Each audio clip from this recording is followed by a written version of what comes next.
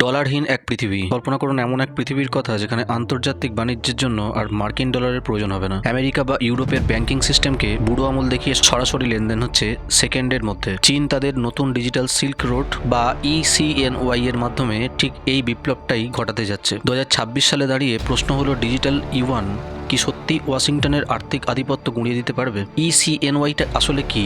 ইসিএনওয়াই কোনো সাধারণ ক্রিপ্টোকারেন্সি নয়, এটি চীনের কেন্দ্রীয় ব্যাংক দ্বারা নিয়ন্ত্রিত একটি ডিজিটাল মুদ্রা বা সিবিডিসি। বিটকয়েনের মতো এটি কোনো প্রাইভেট সম্পদও নয়, বরং এর পিছনে রয়েছে খোদ চীন সরকার।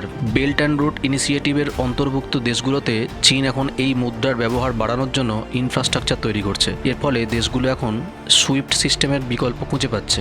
ডলারের সবচেয়ে বড় শক্তি হলো সুইফট সিস্টেম, কিন্তু ইসিএনওয়াই এই সিস্টেমকে সম্পূর্ণ এড়িয়ে চলতে পারে। ফলে কোনো দেশের ওপর আমেরিকা অর্থনৈতিক নিষেধাজ্ঞা দিলে সেই দেশ চীনের সাথে ডিজিটাল ইউয়ানে ব্যবসা চালিয়ে যেতে পারবে। এটি একদিকে যেমন খরচ কমায় এবং গতি বাড়ায়, অন্যদিকে এটি চীনকে সুযোগ করে দিচ্ছে কারোর ব্যক্তিগত বা জাতীয় লেনদেনের ওপর পূর্ণ নিয়ন্ত্রণ নজরদারি করার।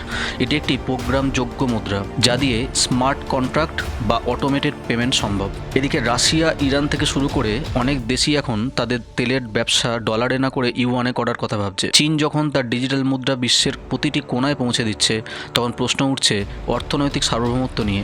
ঋণ পরিশোধ থেকে শুরু করে পণ্য কেনাবেচা সবই যদি চীনের ডিজিটাল অ্যাপে হয়, তবে কি উন্নয়নশীল দেশগুলো চীনের ওপর আরও বেশি নির্ভরশীল হয়ে পড়বে? এটি কি ডিজিটাল সাম্রাজ্যবাদের একটি নতুন রূপ? ডিজিটাল ইউয়ান কি পারবে ডলারের মুকুট ছিনিয়ে নিতে? কমেন্টে জানাতে ভুলবেন না। ধন্যবাদ।